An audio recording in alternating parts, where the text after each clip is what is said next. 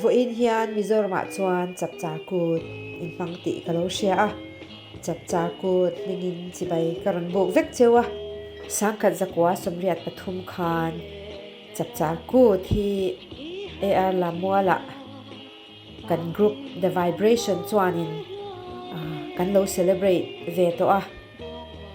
kan lo zai ve to a kan member te chu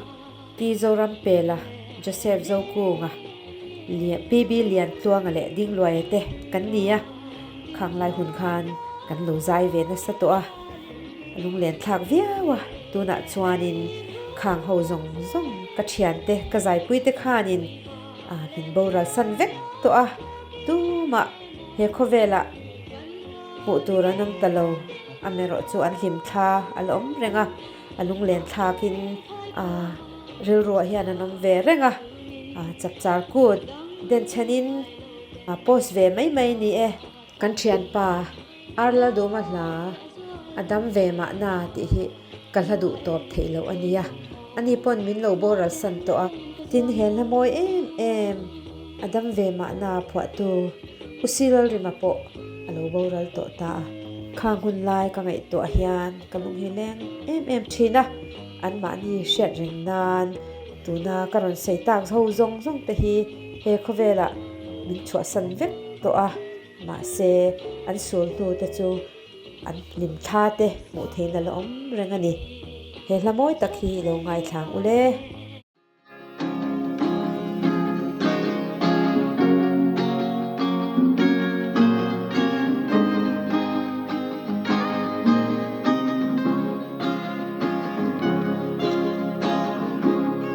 lung ruang te a lên thuyền kha từ na em lung in nghe một ta trên đi lung lại Harry tum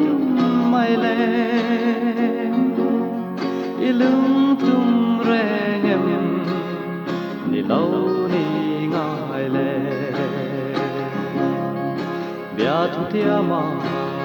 in ten lo ti a fa ten kan lo tiam đơn song te kha ton mang mo mai em lo ni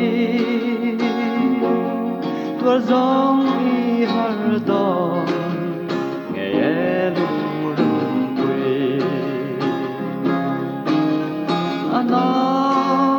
ana don nghe du ngày anh tin tua dễ lắm đi mò qua rây cùng giữ lấy pot xe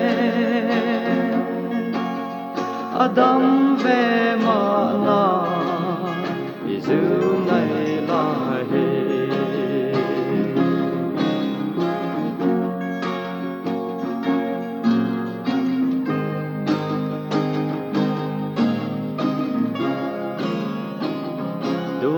khang in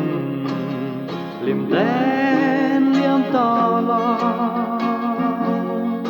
cây phố lên đang par môi cả bel về ta nghe mạ sẽ để giữ ngay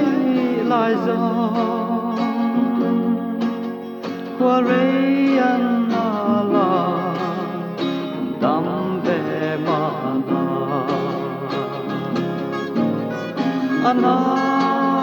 ana don nghe du này anh tin tua dễ lắm imo qua rây cùng giữ với pot xe Adam về mà na đi giữ ngày lại